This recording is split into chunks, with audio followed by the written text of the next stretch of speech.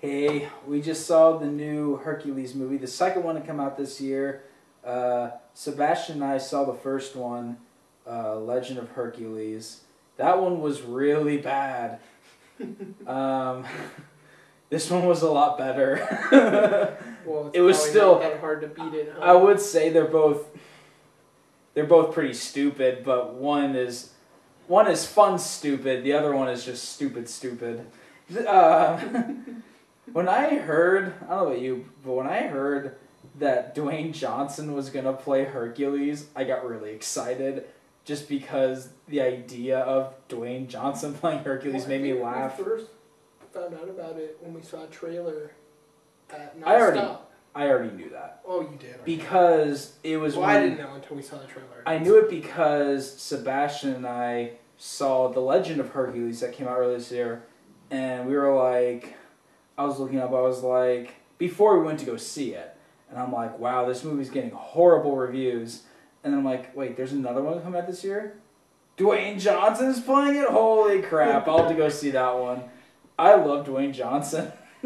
He's a good actor. He really is. He's one of the shining examples of a WWE wrestler turned actor that actually worked pretty well. Sorry, Hulk Hogan. Didn't work out for you very well.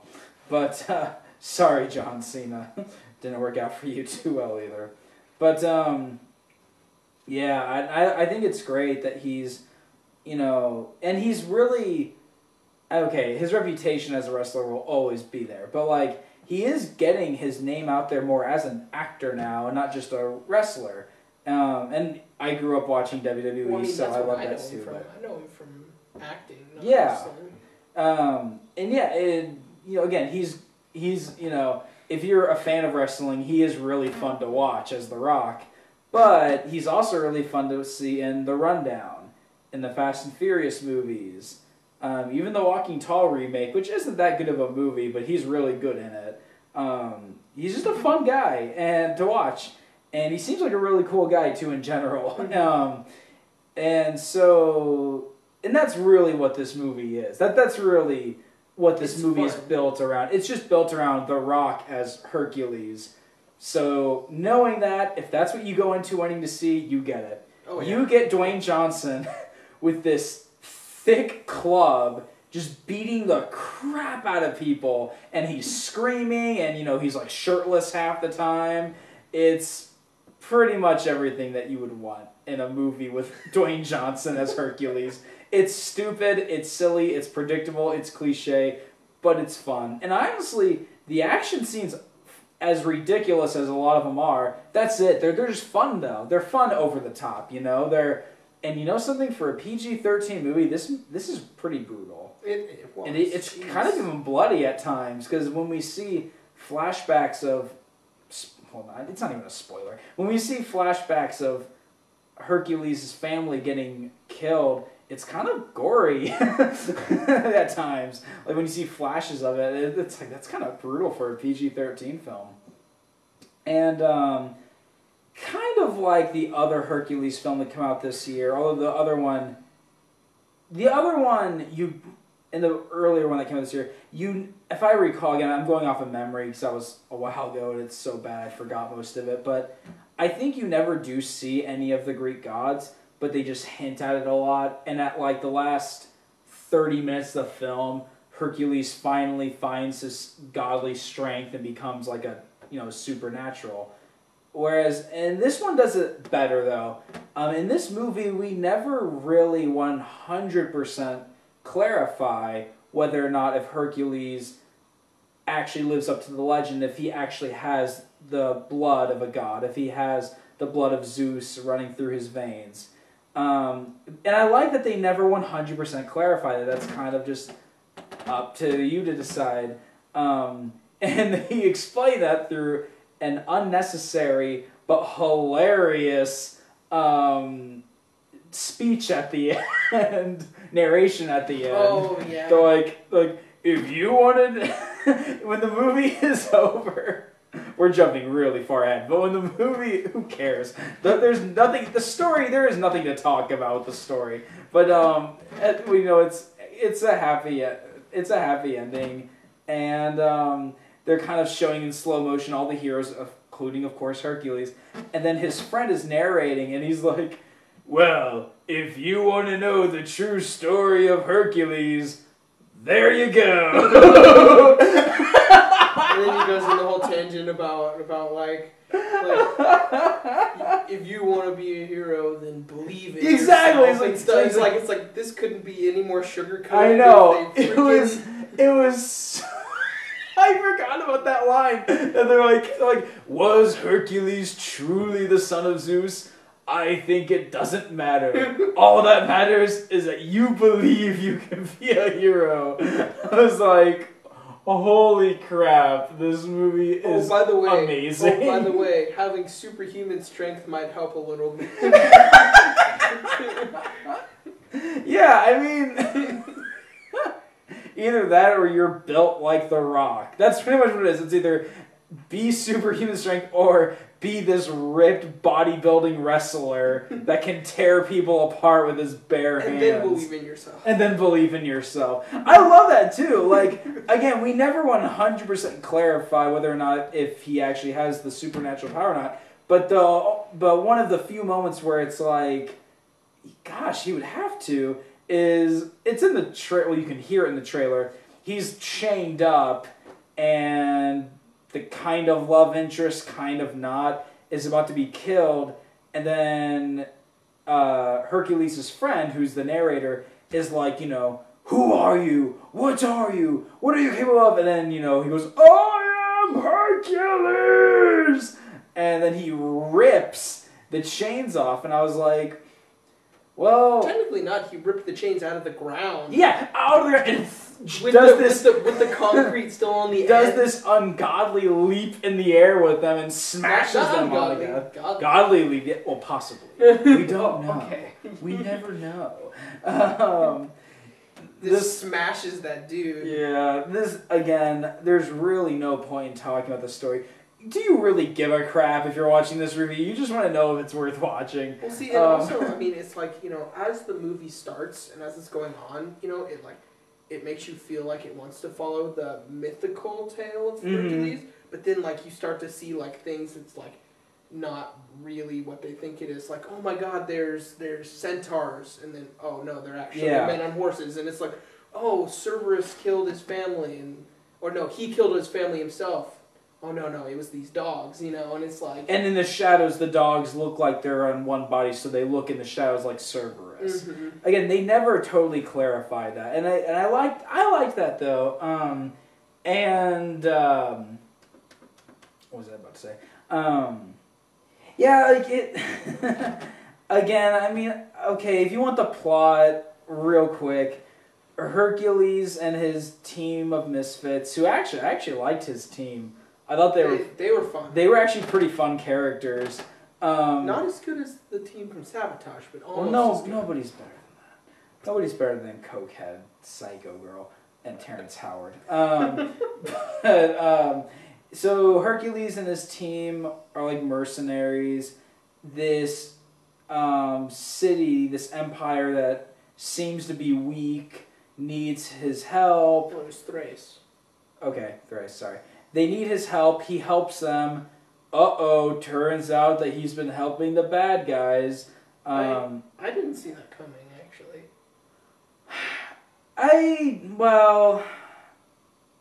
Okay, I didn't see it coming for part of it, but when I started to realize how much of a jerk the leaders of that empire were, I was like, okay, are these the bad guys? I just started wondering. I was what parts were they being jerks before? They were doubting Hercules' power, because they were they were also putting down his nephew and stuff. They were just kind of being just jerks, just because. And I was like, I don't know, a little bit. And then when they win the supposed war, and we're only an hour into the film, I was like, okay, either something really bad's gonna happen to all of them, or there's a bad guy in the group. Can I just say, and I know you mentioned this, John Hurt cammed the crap out of John Hurt was amazing as the villain. He looks like he is one step away from having a heart attack and dying. Like, he is so old right now, and it shows. Like, you can tell he did not give a crap when he was doing this role, but he is so much fun to watch. And, like, the lines they give him are just so, I'm the villain, ha ha ha ha ha. Like, just so, like, over the, just so cartoonishly villainous.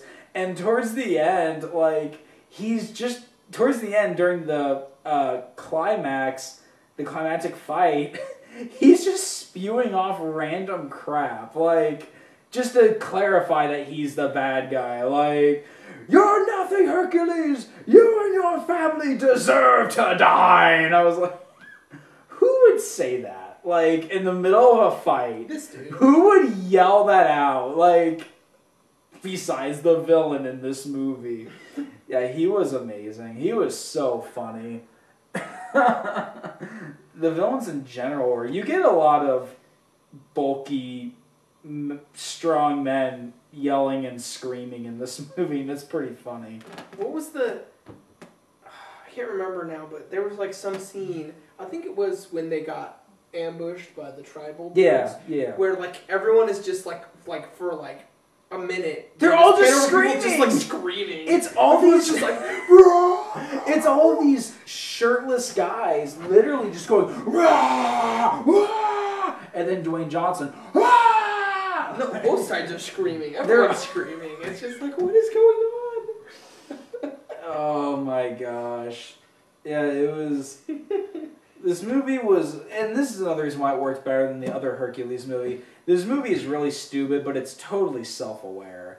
The other Hercules movie took itself way too seriously. Like, this one has a lot of comedy in it, and it's got campiness to it, but you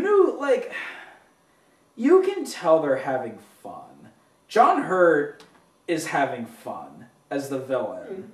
Like, again, I seriously doubt he gave a crap about whether or not this movie was going to be good. Like, he was just having fun. And Dwayne... Oh, okay, that's fine.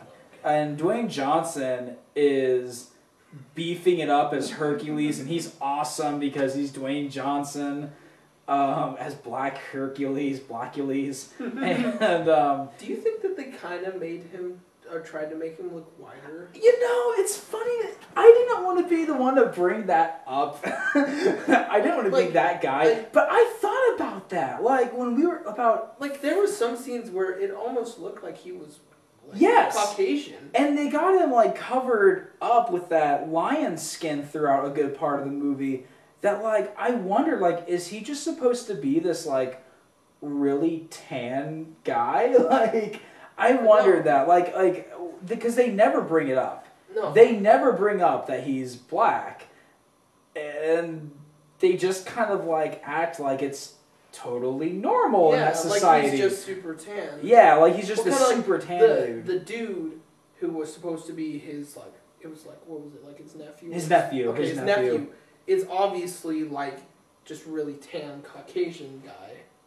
I thought he might have been black or like Middle East. Not Middle or like Arab or something. Yeah, that's what I thought. I thought he looked Arab, but you know.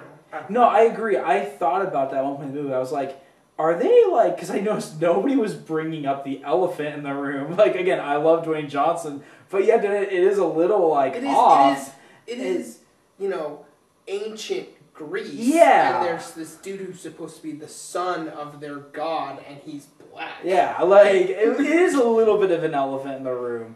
So I'm totally on board with him being Hercules. There was that one scene where the love interest, not love interest, was patching him up after he got hurt, and he like sat down on the thing and he looked white. Yeah. I was like, what? Again, like, it's one of those things where like I'm totally on board for him playing Hercules. He's the only reason I went to go see this stupid movie. If he would not have been playing Hercules, that would have been a very different movie. If they got someone else who was really cool for it, maybe, but true, I mean, yeah, if they just got like a no-name guy or a guy who isn't like a big action star, like, I don't know. If they got Channing Tatum to play the role, I would have been like, no. But yeah, he is what makes the movie work. Yes. And I'm all for that. But the fact that they don't address it, they don't even like just one line of dialogue explaining it. Even if they don't even like poke fun at it or anything, just the fact that they act like it's not even there, you could argue that by not mentioning it at all, that makes it just like slide away easier. I think that kind of makes it a little bit more awkward. I don't care. Like, I'm certainly not watching this movie thinking a whole lot about that, because it's really not a big deal. But it is a little bit of an elephant in the room. But whatever. He works for it, dude. I mean, they could have gotten. I mean, Dwayne. He is obviously. When you look at Dwayne Johnson, he's obviously black. They could have gotten a much darker looking African American actor. They got like Chris Tucker or somebody like, or like Samuel Jackson, just somebody who's much darker. That would have been even more awkward, I feel. No, okay. Well, I think Chris Tucker playing that role would make it awkward anyways. I'm Hercules! Okay, I feel like a jerk for saying this. I really want to see Samuel Jackson now play Hercules. Or Zeus. He played his character's name in Die Hard 3 was Zeus. But, yeah. Anyways. That was a rant. So, back to the movie. It goes by really quick, which is nice. It's like a little over 90 minutes. It's nice, short and sweet. Knows when to stop. I like that. Yeah, you said, it doesn't drag it on to the point of ridiculousness. It gets its point across. Mm-hmm. Gets all your fun in. It's totally this is directed by the guy that did the Rush Hour movies with Chris Tucker and Jackie Chan. This is a guy that knows how to make a fun action film, and knows, how to entertain the audience, keep them entertained, but then knows when to stop and not push it too long. And this movie's a good example of that. It's a solid, dumb, fun movie. Oh yeah. If I am to give it a serious rating, I guess a C+. But I mean, it's fun. It's fun. Yeah. The action scenes are pretty entertaining. They come up with some really creative and brutal kills, and they're pretty entertaining to sit through, especially if you're a fan of Dwayne Johnson like myself. I'd recommend it. I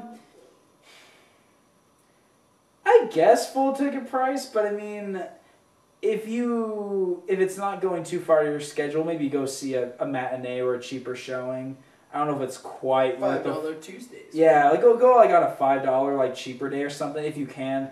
But I mean, I feel if you're an action junkie, if you're an action junkie like us, I don't think you would regret spending full ticket price on it. The battles are really fun. They're really well done. They are. And when we got into the second big army versus army battle, I started thinking, is this all what the movie's gonna be? But it's not. Was it just gonna be just that Braveheart 300 style, just epic army battle? I was like, because that can get old after a while. But they don't. They keep that nice and tight, and they have other action scenes besides that. And that epic battle, that epic army battle scene really wasn't as crazy as they kind of overhype it because it actually ends pretty quickly. It's not like the other advancing army doesn't even get to the other. No, I actually thought that was kind of cool. Yeah. It kind of signifies just how useless that army was. Yeah. But whatever. Any other thoughts on? There's really not much to say. Is there any thoughts on that? It's fun. Okay. All right, cool. I'm going to take a quick break, and then we will do a brief review of Snowpiercer, because we watched that recently. Okay, we're back. So we're going to talk about Snowpiercer, which we watched actually a couple weeks ago now. And was that made last year, but didn't get an American release? It came out in South Korea in December of 2013, but it just got an American release last month.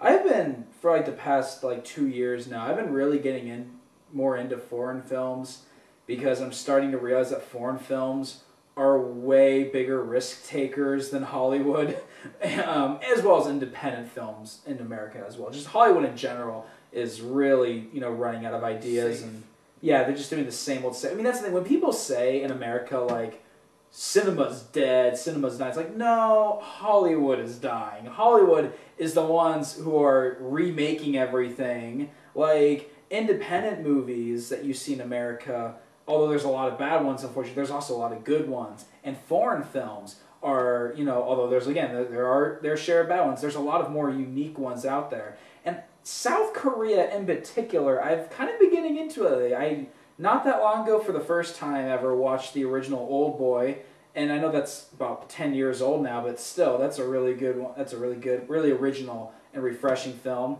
I just watched for the first time I Saw the Devil, and that was really good too. And now I watched Snowpiercer, which is the most American South Korea film I've ever seen, because it has a very it has a really star-studded cast, actually. A very American cast, and I would say about 90% of the film, if not more than that, is spoken in English.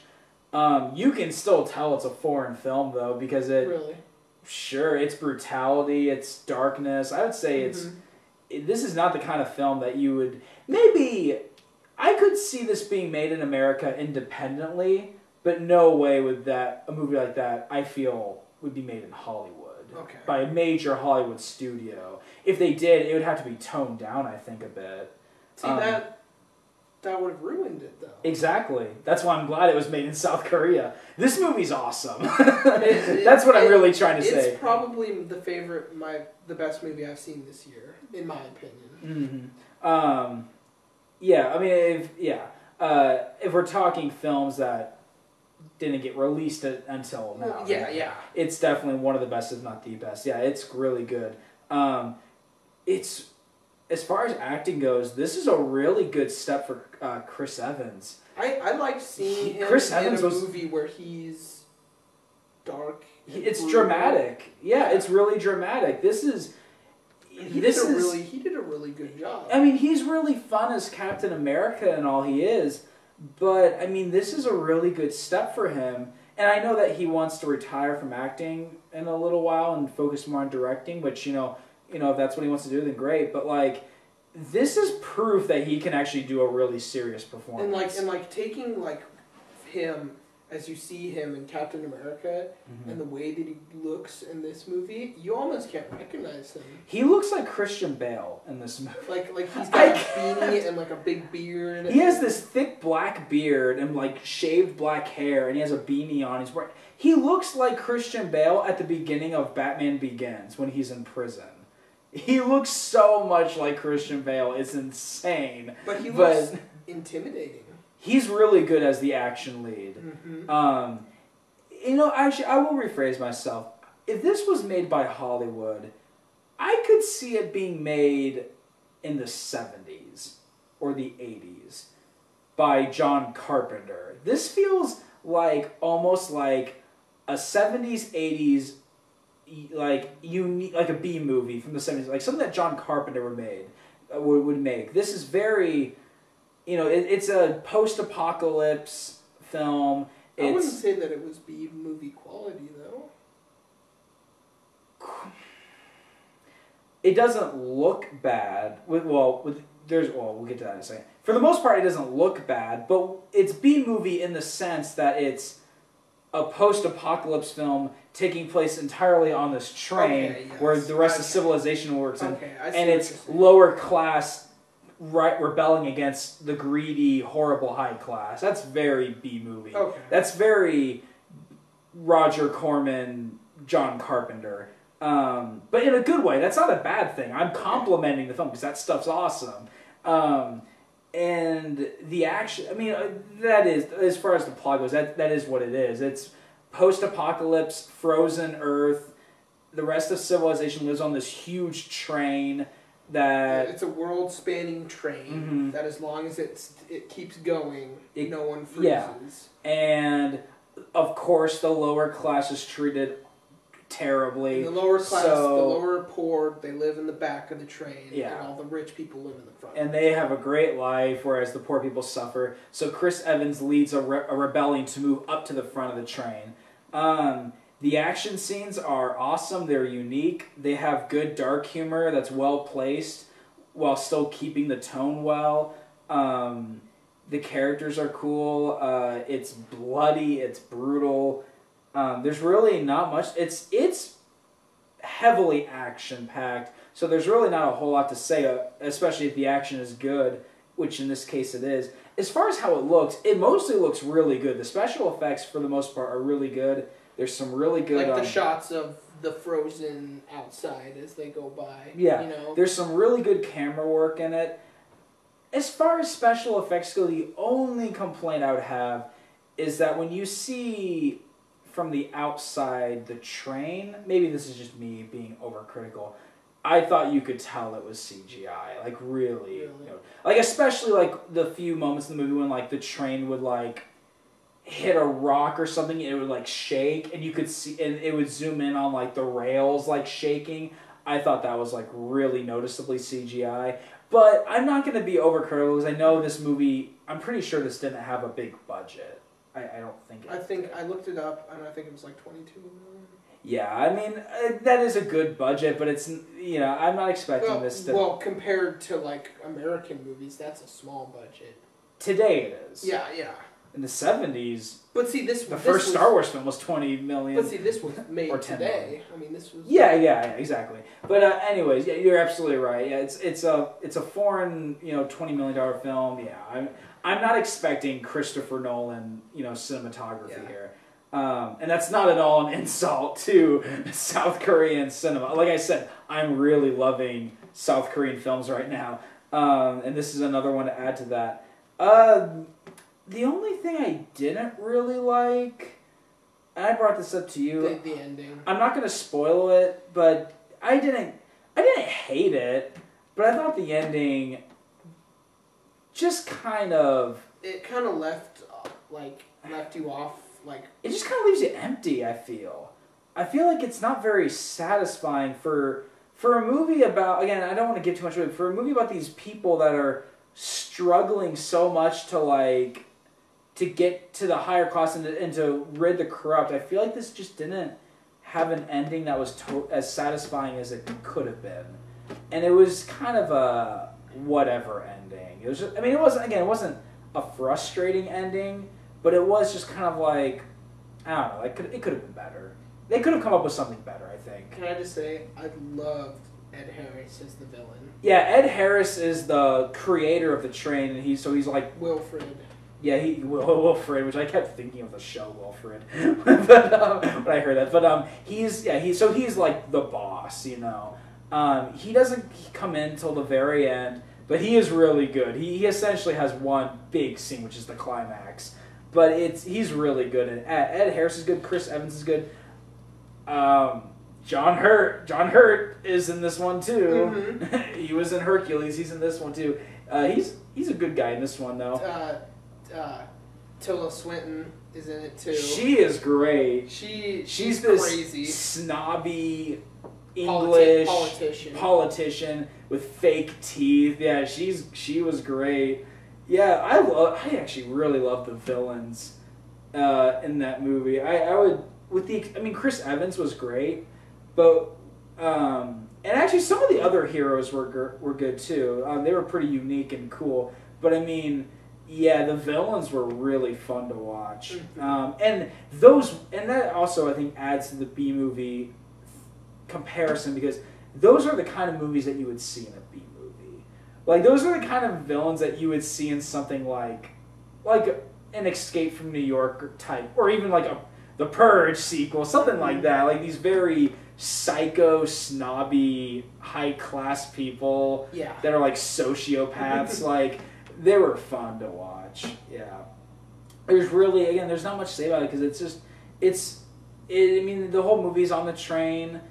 It's a good amount of it is just all action, and the action is really cool. And the Korean guy and his daughter that they came up with, I feel that even though he doesn't speak any English, you can still like get his motivations. Yeah,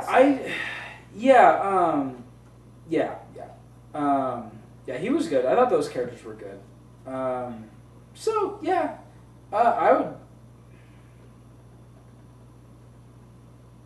This might be the first film this year I give an A to. Because I wasn't a big fan of the ending, though. This might be like Edge of Tomorrow, and it might lower it down. I'll give it. I'm gonna give it an A because it is really, like a lot of the other South Korean films I've been watching lately. This was a really refreshing movie to watch, and it was really fun. I'm giving it an A. It's a fun movie. It was really unique. It was unique. It didn't do a lot of like cliche things. It kind of did its own thing. And I think the ending was actually almost a little cliche to the sense that's why I didn't like it, because it threw me off. The movie is based off of a French book that did the same thing, and that was following the ending in the French book. So, but I mean, you know, I still see what you're saying, though. Yeah, I feel like and this may seem obvious, I feel like, if you're going to, you know, change something when you adapt a film to book, if you know, sometimes you have to change things for the sake of it being a good film, because there are things you can get away with in a book that you can't get away with in movies. You were telling me that, like, I've never seen it, but the guy that directed this film filmed The Host. Yeah, he did, which it's on my list on Netflix. I still haven't watched it yet, but that's supposed to be pretty good. But my thing with that is that, as far as just changing something in general, like story-wise, from the book and the movie, if you're going to change it, make sure it's for the better. Not just because you may not like it. And that's why that's one of the reasons why I defend Stanley Kubrick's The Shining, when a lot of people criticize how different it is from the Stephen King book. There's nothing wrong with the Stephen King book. It's a pretty scary book, but you know, Stanley Kubrick's The Shining is my favorite horror film, and there's a lot of reasons why I love it. But my thing on that is, I think a lot of the changes that were made in the movie are a lot better than what's in the book. And that's not at all a slap to Stephen King. He's a very talented writer. But a lot of the stuff that Stanley changed, I felt were way scarier. And not just as a movie, but as a story and as characters, I thought they were way scarier. So, in this particular case, if they felt like that was following the book's ending was the best, fine. But for me, I was like, I don't know. Which, you know, I mean, it was kind of like a symbolic thing of, like, Chris Evans was like, that's fine. I'm okay. He was like, well, he's a tortured character. He needs to find redemption at the end. No, I hear what you're saying. Like, I'm okay with Chris Evans's arc, even though, as unique of a film as his character development was pretty standard. He's this character that made some mistakes in the past, and now he wants redemption. At the end, he gets that pretty predictable arc there. That's fine. That wasn't my problem. It was just the very ending. It was just kind of like, I don't know, I just kind of felt empty with it in the end. It left a lot of questions. And like, again, I've said this before too, I'm okay with it not having a happy ending. That's fine. But if you're not going to have a happy ending, like, or at least... It really wasn't a happy ending. It's not a happy ending. But that's what I'm saying, is if you're going to do like a darker ending, I feel you should still have a certain amount of closure to it. This didn't really give me much closure, but again, it's still a really, really good film. We've talked about the ending more than enough without giving too much away. So I mean, I love the whole giant battle train car scene between the revolting people. That was cool. There was a lot of cool stuff there. Yeah, so go check it out. It's really freaking good. Okay, so that's Snowpiercer and Hercules. Thanks for watching. Someday I'll review Joe. I just haven't done it yet. One day I'll do it. Talk about, you know, other movies that didn't get a wide release until this year that were made earlier. Someday I'll get to Joe, and I'll probably check out Lucy and see how that holds up. So, thanks for watching. See ya.